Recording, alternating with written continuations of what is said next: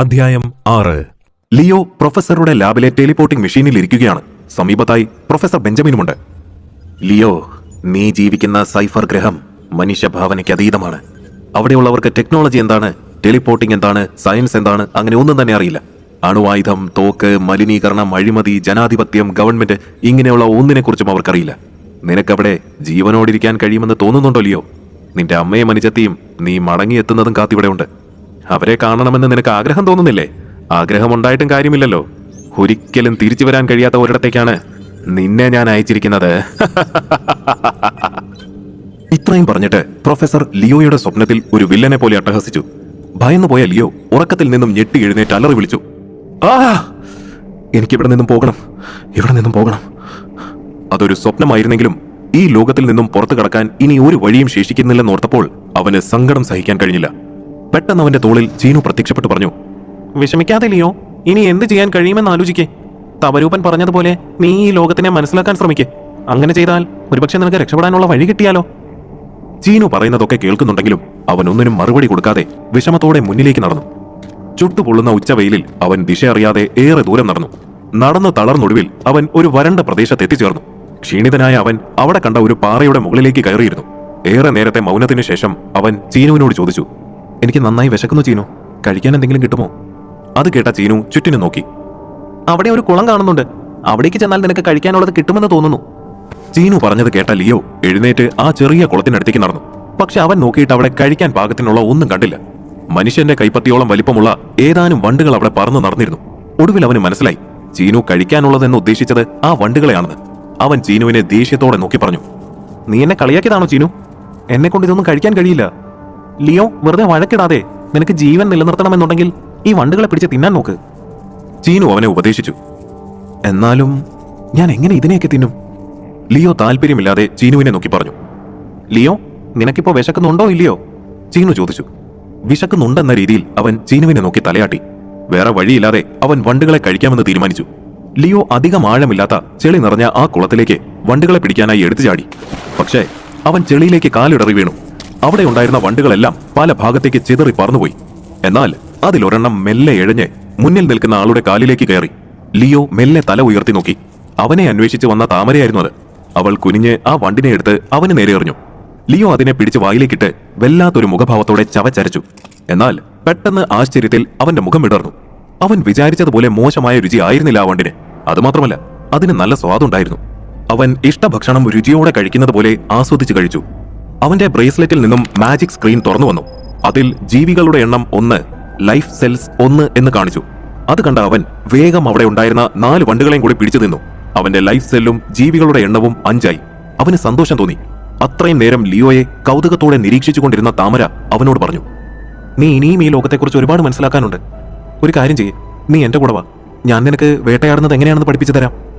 രുചിയോടെ വണ്ടുകളെ തിന്നുകൊണ്ടിരുന്ന Leo അവളെ നോക്കി അതിന് സമ്മതമെന്നതുപോലെ തലയാട്ടി. ലിയോ താമരയ്ക്കൊപ്പം ഒരുപാട് സ്ഥലങ്ങളിൽ യാത്ര ചെയ്തു. താമര അവനെ വേട്ടയാടാൻ പരിശീലിപ്പിച്ചു. മാത്രമല്ല, ആ ലോകത്തെക്കുറിച്ചുള്ള പല കാര്യങ്ങളും അവൾ അവന് പറഞ്ഞു കൊടുത്തു. ലിയോ, ഈ ലോകത്ത് 4 തരം മൃഗങ്ങളുണ്ട്. സാധു മൃഗങ്ങൾ, വിചിത്ര മൃഗങ്ങൾ, വിഷജന്തുക്കൾ, പിന്നെ രാക്ഷസ മൃഗങ്ങൾ. താമര പറയുന്നത് ലിയോ ശ്രദ്ധയോടെ കേട്ടു. അവൾ തുടർന്നു, സാധു മൃഗങ്ങളെ ഇവിടെ ഇഷ്ടം പോലെ കാണാൻ കഴിയും. അവരെ എളുപ്പത്തിൽ വേട്ടയാടാം. നീ ഇതുവരെ കഴിച്ച വണ്ടുകൾ സാധു മൃഗങ്ങളിൽപ്പെട്ടവയാണ്. പക്ഷേ അവയെ വേട്ടയാടിയാൽ കുറച്ച് ലൈഫ് സെല്ലുകളെ കിട്ടുകയുള്ളൂ. അതുകൊണ്ട് സാധു മൃഗങ്ങളെ ആരും വേട്ടയാടാറില്ല. രണ്ടാമത്തേതാണ് വിചിത്ര മൃഗങ്ങൾ. അവർക്ക് ചില പ്രത്യേക ശക്തികൾ കാണും. അതായത് പറക്കുക, വേഗത്തിൽ ഓടുക, ഉയരത്തിൽ ചാടുക, അങ്ങനെയൊക്കെ. ചില വിചിത്ര ജീവികൾ അപകടകാരികളായിരിക്കും. അതുകൊണ്ട് അവയെ വേട്ടയാടാൻ തോന്നുന്നുവെങ്കിൽ ആദ്യം അവയുടെ ശക്തി എന്താണെന്ന് മനസ്സിലാക്കുകയും അതിനനുസരിച്ച് വേട്ടയാടുകയും വേണം. താമര തുടർന്നു, 3ാമത്തെ വിഭാഗമാണ് വിഷജന്തുക്കൾ. അവയുടെ വിഷത്തെയാണ് ഭയപ്പെടേണ്ടത്. ഈ ജന്തുക്കൾ വളരെ അപകടകാരികളാണ്. അവയോട് ഏറ്റുമുട്ടുന്നത് ആത്മഹത്യക്ക് തുല്യമാണെന്നാണ് വേട്ടക്കാർ വിശ്വസിക്കുന്നത്. 4ാമത്തേതാണ് രാക്ഷസ മൃഗങ്ങൾ. ഈ മൃഗങ്ങൾ കാഴ്ചയ്ക്ക് വളരെ വലുതും അതിശക്തരുമാണ്. അവയോട് ആരും ഒറ്റയ്ക്ക് വേട്ടയാടാറില്ല. രാക്ഷസ ജന്തുക്കളെ റൈഡൻ നഗരത്തിലുള്ള പട്ടാളക്കാർ കൂട്ടമായി ആക്രമിക്കാറാണ് പതിവ്. ഇതിലേത് മൃഗത്തെയാണ് നീ വേട്ടയാടാൻ പോകുന്നത്? താമര ലിയോയോട് ചോദിച്ചു. ലിയോ അവൾ പറഞ്ഞതെല്ലാം മനസ്സിലായി എന്നതുപോലെ തലകുലുക്കി. വേട്ടയാടുന്നത് വലിയ അപകടമാണെന്ന് തോന്നുന്നു. ലിയോ ഭയത്തോടെ മനസ്സിലാലോചിച്ചു. ഞാൻ ചോദിച്ചതിന് മറുപടി പറയില്ലയോ? താമര ലിയോയെ തട്ടി വിളിച്ചു പറഞ്ഞു.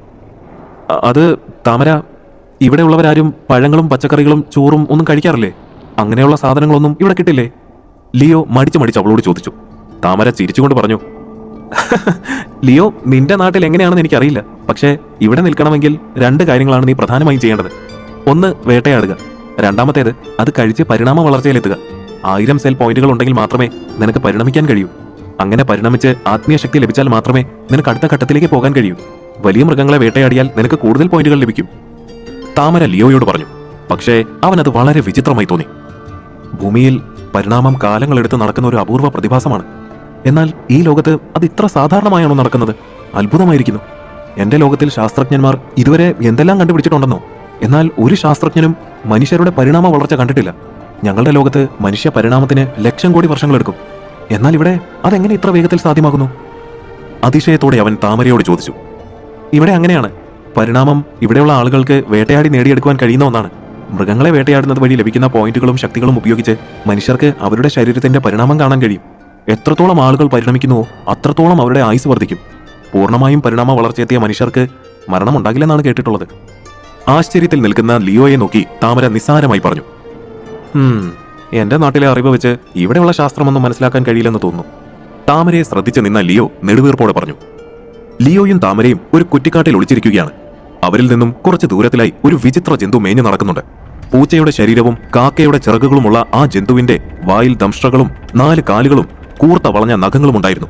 താമര ലിയോയുടെ വേട്ടയാടാനുള്ള കഴിവുകൾ പരീക്ഷിക്കാൻ തീരുമാനിച്ചു. അവൾ അവനെ വേട്ടയാടാൻ പരിശീലിപ്പിക്കാൻ തുടങ്ങിയിട്ട് ഇന്നേക്ക് 6 മാസം കഴിഞ്ഞു. താമരയുടെ നിർദ്ദേശപ്രകാരം കയ്യിൽ അമ്പും വില്ലുമായി അവൻ ശബ്ദമുണ്ടാക്കാതെ ആ മൃഗത്തിനടുത്തെത്തി. എന്നാൽ അപകടം മനസ്സിലായ വിചിത്ര ജന്തു ചിറക് വിടർത്തി പറന്ന് അടുത്തുള്ള വലിയൊരു മരച്ചില്ലയിലേക്കിരുന്നു. ലിയോ വില്ല് കുലച്ച് അമ്പ് തൊടുത്തെങ്കിലും അത് ലക്ഷ്യം കണ്ടില്ല. ദേഷ്യം വന്ന ആ മൃഗം അവനെ ആക്രമിക്കാനായി വന്നു. പെട്ടെന്ന് താമര കുന്തവുമായി പാഞ്ഞെടുത്തു. ആക്രോശിച്ചുകൊണ്ടുള്ള അവളുടെ വരവ് കണ്ട വിചിത്ര ജന്തു അവിടെ നിന്നും പറന്ന് രക്ഷപ്പെട്ടു. ലിയോ ഭയന്ന് താമരയുടെ പുറകിൽ ഒളിച്ചു. ആ ജന്തു പറന്നു പോകുന്നത് നോക്കി നിന്നു. അവന്റെ ഈ പ്രവൃത്തി കണ്ട താമര അവനെ മുന്നിലേക്ക് പിടിച്ചു നിർത്തി. നശിപ്പിച്ചു. നിന്നെ കൊണ്ട് എന്തിനു കൊള്ളാം? നിനക്ക് ഒരു കഴിവുമില്ല. എന്ത് പറഞ്ഞു തന്നാലും നിന്റെ തലയിൽ കേറില്ല. നിന്നെ പോലൊരു മണ്ടനെ ഞാൻ കണ്ടിട്ടേയില്ല. അതെങ്ങനെ? നിന്റെ ലോകത്ത് പോലും ജീവിക്കാൻ കഴിവില്ലാത്ത നീ എങ്ങനെ ഇവിടെ ജീവിക്കും അല്ലേ? നിന്നെ പരിശീലിപ്പിച്ച് ഞാൻ എന്റെ സമയം വെറുതെ പാഴാക്കി. അവൾ ദേഷ്യത്തിൽ പറഞ്ഞുകൊണ്ട് അവന്റെ തലക്കിട്ടൊരു കൊട്ടുകൊടുത്തു. അവളുടെ വഴക്ക് കേട്ട് ലിയോയുടെ കണ്ണുകൾ നിറഞ്ഞു. ഞാൻ ഇനി നിന്നോടൊപ്പം വേട്ടയാടാൻ വരില്ല. എന്ത് ചെയ്യണമെന്ന് എനിക്കറിയാം. നീ പോയി നിന്റെ ജോലി നോക്ക്. ലിയോ പറഞ്ഞത് കേട്ട താമരയുടെ ദേഷ്യം കൂടി. നീ എന്തെങ്കിലും ചെയ്, ഞാൻ ഇനി നിന്നോടൊപ്പം നിൽക്കില്ല എന്ന് പറഞ്ഞ് ലിയോയോട് പിണങ്ങി അവൾ അവളുടെ വഴിക്ക് പോയി. മാസങ്ങൾ കടന്നുപോയി. വണ്ടുകളെ മാത്രം ഭക്ഷണമാക്കി ജീവിക്കാൻ ലിയോ ശീലിച്ചു. വളർന്നിറങ്ങിയ തലമുടിയും ഷേവ് ചെയ്യാത്ത മുഖവും അവന്റെ രൂപം തന്നെ മാറ്റിയിരിക്കുന്നു. ചെളി നിറഞ്ഞ പ്രദേശത്ത് കയ്യിലൊരു വലിയ കറുത്ത വണ്ടുമായി നിൽക്കുകയായിരുന്നു ലിയോ. അവനിൽ നിന്നും രക്ഷപ്പെടാനായി ആ വണ്ട് മരണവെപ്രാളത്തോടെ കുതിച്ചു. ലിയോ മടിയൊന്നുമില്ലാതെ കത്തി ഉപയോഗിച്ച് അതിന്റെ കാലുകൾ കീറി മുറിച്ചു. ശരീരം പല കഷ്ണങ്ങളാക്കി മുറിച്ചെടുത്ത് കഴിച്ചിട്ട് അതിന്റെ ചോരയെ വലിച്ചു കുടിച്ചു. അവന്റെ മുന്നിൽ മാജിക് സ്ക്രീൻ തെളിഞ്ഞു. അതിൽ ലൈഫ് സെൽസ് 79 കൂടിയതായി കാണിച്ചു. അവന്റെ ആയുസ് 200 ഉയർന്നു. എന്നാൽ അതിലൊന്നും അവൻ ഒരു സന്തോഷവും തോന്നിയില്ല. ഞാൻ എന്തിനാണ് ഇവിടെ വന്നത്? ഇപ്പൊ എന്താണ് ചെയ്തുകൊണ്ടിരിക്കുന്നത്? ഞാൻ കഴിക്കുന്ന 79ാമത്തെ വണ്ടാണിത്. എന്നും ഒരേ ഇനം വണ്ടുകളെ കഴിക്കുന്നത് കൊണ്ട് എനിക്ക് വേണ്ടത്ര സെൽ പോയിന്റുകളൊന്നും കിട്ടുന്നില്ല. ഇനിയും എത്ര നാൾ ഇങ്ങനെയുള്ള ചെറിയ വണ്ടുകളെ മാത്രം വേട്ടയാടി എനിക്ക് ജീവിക്കാൻ കഴിയും? അവൻ സ്വയം പറഞ്ഞു. അപ്പോഴാണ് അവൻ അരികിലൂടെ മഞ്ഞ നിറമുള്ള ഒരു വണ്ടി ഇഴയുന്നത് അവൻ ശ്രദ്ധിച്ചത്. ആ വണ്ടിനെ കണ്ട ലിയോ അത്ഭുതപ്പെട്ടു. സൂക്ഷിച്ചു നോക്കിയപ്പോൾ അതൊരു സ്വർണ്ണ നിറത്തിലുള്ള വണ്ടാണെന്ന് അവന് മനസ്സിലായി. ഈ കാലത്തിനിടയിൽ അവൻ ധാരാളം വണ്ടുകളെ കണ്ടിട്ടുണ്ടെങ്കിലും ഇങ്ങനെ ഒന്നിനെ അവൻ ആദ്യമായിട്ടായിരുന്നു കാണുന്നത്. കഴിഞ്ഞ 3 മാസത്തിനിടയിൽ അവൻ ധാരാളം വണ്ടുകളെ വേട്ടയാടിയതിനാൽ അവൻ അവയെക്കുറിച്ച് നല്ല അറിവുണ്ടായിരുന്നു. വണ്ടുകൾക്ക് കാഴ്ചശക്തിയും കേൾവിശക്തിയും വളരെ കുറവാണ്. അപകടം അവയുടെ തൊട്ടടുത്തെത്തിയാൽ പോലും അവർക്കത് തിരിച്ചറിയാൻ കഴിയില്ല. അവൻ മെല്ലെ ഇഴഞ്ഞു നീങ്ങുന്ന ആ വണ്ടിനെ നോക്കി. അതിന്റെ പുറംതോട് സ്വർണ്ണ നിറത്തിൽ തിളങ്ങി. ആ വണ്ടിന്റെ കണ്ണുകൾ വലുതും വ്യക്തവുമാണ്. ആ സ്വർണ്ണ വണ്ട് അവനെ കടന്നു പോകാൻ തുടങ്ങി. അവൻ പെട്ടെന്ന് വലിയ ഒരു കല്ലെടുത്ത് അതിനെ അടിച്ചു. എന്നാൽ ആ വണ്ടിനൊന്നും സംഭവിച്ചില്ല. പലതവണ അവൻ കല്ലുകൊണ്ട് അടിച്ചിട്ടും അതിന്റെ തോടിന്റെ മികവ് കൊണ്ടാകണം അതിനൊന്നും പറ്റിയില്ല. ലിയോ ആ വണ്ടിനെ കൈകളിൽ തൂക്കിയെടുത്ത് മറിച്ചിട്ടു. അത് അനങ്ങാൻ വയ്യാതെ അതിന്റെ കാലുകൾ മാത്രം ഇളക്കിക്കൊണ്ട് കിടന്നു. ലിയോ അതിന്റെ വയറിന്റെ ഭാഗത്ത് ചെറിയൊരു പേശി ശ്രദ്ധിച്ചു. എന്തോ വ്യത്യാസമായി തോന്നിയ ലിയോ കത്തിയെടുത്ത് അതിന്റെ വയർ കുത്തിക്കീറി. വണ്ട് ചെറിയൊരു പിടപ്പോടെ ചത്തുവും. അവൻ അതിന്റെ വയറിനുള്ളിൽ നോക്കി. അതിനുള്ളിൽ അവനൊരു കറുത്ത ക്രിസ്റ്റൽ കണ്ടു. അവനത് കയ്യിലെടുത്ത് കണ്ണിന് നേരെ കൊണ്ടുവന്ന് നോക്കി. ദശലക്ഷക്കണക്കിന് നക്ഷത്രങ്ങളുള്ള ഒരു പ്രപഞ്ചം പോലെ ആ ക്രിസ്റ്റൽ തിളങ്ങി. നീ ഇപ്പൊ കൊന്നത് ആത്മശക്തിയുള്ള ഒരു അപൂർവ ഇനം വണ്ടിനെയാണ്, ചീനു ലിയോയുടെ തോളിൽ പ്രത്യക്ഷപ്പെട്ടു പറഞ്ഞു. ലിയോ അത്ഭുതത്താൽ വിടർന്ന കണ്ണുകളോടെ ചീനുവിനെ നോക്കി. അവൻ ആ ജന്തുവിന്റെ പ്രത്യേകതകൾ അറിയാൻ ആകാംക്ഷയേറി. ലിയോ വേഗം ആ വണ്ടിനെ പല കഷ്ണങ്ങളാക്കി മുറിച്ചു കഴിക്കാൻ തുടങ്ങി. അവന്റെ മുന്നിൽ മാജിക് സ്ക്രീൻ തെളിഞ്ഞു. അവന്റെ സെൽ പോയിന്റുകൾ 500 എണ്ണം കൂടി 579 ആയിരുന്നു. ആത്മശക്തി 1 എന്ന് കാണിച്ചു. ലിയോ സന്തോഷം കൊണ്ട് തുള്ളിച്ചാടി. അവൻ വണ്ടിന്റെ ബാക്കി ഭാഗങ്ങൾ ബാഗിലേക്ക് എടുത്തു വെച്ച് റൈഡൻ നഗരത്തിലേക്ക് പുറപ്പെട്ടു. ലിയോ വാതിൽ തുറന്ന് അവന്റെ മുറിയിലേക്ക് കയറി. തീ കൂട്ടിയിട്ട് അവൻ കൊണ്ടുവന്ന വണ്ടിന്റെ മാംസം തിളച്ച വെള്ളത്തിലേക്കിട്ടു. അതിനുശേഷം അവൻ ആ കറുത്ത ക്രിസ്റ്റൽ കയ്യിലെടുത്ത് പരിശോധിച്ചു. ഇത് കാണാൻ വ്യത്യസ്തമായിട്ടുണ്ട്. എന്നാലും എന്തായിരിക്കും ഇതിന്റെ ഉപയോഗം? അതെങ്ങനെ കണ്ടുപിടിക്കും? ലിയോ അത് നോക്കുന്ന നേരത്ത് പെട്ടെന്ന് താമര മുറിയുടെ വാതിൽ തുറന്ന് അകത്തേക്ക് കയറി. അവൻ പരിഭ്രമത്തോടെ കയ്യിലിരുന്ന ക്രിസ്റ്റൽ പിറകിലേക്ക് ഒളിപ്പിച്ചു. താമര അവനെ കണ്ട സന്തോഷത്തിൽ അവൻ അടുത്തേക്ക് വന്ന് ചോദിച്ചു, നീ എവിടെയായിരുന്നു ലിയോ? നിന്നെ ഞാൻ എവിടെയൊക്കെ അന്വേഷിച്ചെന്നറിയുവോ? അവൻ മറുപടിയൊന്നുമില്ലാതെ അവളെ നോക്കി നിന്നു. ഇത് ഞാൻ നിനക്ക് വേണ്ടി കൊണ്ടുവന്നതാണ്, മുഴുവനും കഴിക്കണേ. താമര കയ്യിലിരുന്ന വലിയ പൊതി മേശപ്പുറത്തേക്ക് വെച്ചുകൊണ്ട് പറഞ്ഞു. ഇപ്പോഴും അവൻ വിഷമത്തിലാകുമെന്ന് കരുതിയ താമര അവനെ നോക്കി ഉപദേശിച്ചു. ലിയോ, ഇനി മുതൽ ഇതാണ് നിന്റെ ലോകം, അത് മനസ്സിലാക്കി ജീവിക്ക്. ആ സമയം തവളയുടെ മുഖമുള്ള ഒരു നായ ലിയോയ്ക്ക് പുറകിലായി ജനാലയുടെ അടുത്തിരിക്കുന്നുണ്ടായിരുന്നു. നീ ഭക്ഷണം കഴിച്ചിട്ട് വിശ്രമിക്ക്, നമുക്ക് നാളെ കാണാം. താമര അവനെ നോക്കി പറഞ്ഞുകൊണ്ട് അവിടെ നിന്നും പോയി. അവൾ പോയ ആശ്വാസത്തിൽ നിന്ന ലിയോയുടെ കയ്യിലിരുന്ന ക്രിസ്റ്റലിനെ പുറകിലെ ജനാലയിലിരുന്ന മൃഗം വിഴുങ്ങി. ലിയോ ഞെട്ടലോടെ തിരിഞ്ഞ് ആ തവളയുടെ മുഖമുള്ള നായയെ നോക്കി. എന്ത് ചെയ്യണമെന്നറിയാതെ പിരിമുറുക്കത്തിലായ ലിയോ ആ മൃഗത്തിനെ പിടിച്ച് ഒരു കൂട്ടിലിട്ട് അടച്ചുവെച്ചു. പെട്ടെന്ന് കൂട്ടിൽ കിടന്ന മൃഗം ആക്രോശിച്ചു. അതിന്റെ വായിൽ കൂർത്ത ദംഷ്ട്രകൾ വളരാൻ തുടങ്ങി. തലയിൽ കൊമ്പുകൾ മുളച്ചു. കാലുകളിൽ കൂർത്ത നഖങ്ങൾ പ്രത്യക്ഷപ്പെട്ടു. അത് കൂട് തകർക്കാനായി തുടങ്ങി. ലിയോ പേടിച്ച് പിന്നിലേക്ക് മാറി. അതിന്റെ മൂർച്ചയേറിയ പല്ലുകൾ ഉപയോഗിച്ച് കൂടിന്റെ ഇരുമ്പ് കമ്പികളിൽ ഒന്നിനെ അത് കടിച്ചു മുറിച്ചു. ലിയോ ഭയത്തോടെ പിറകിലേക്ക് ചുവടുകൾ വെച്ചു.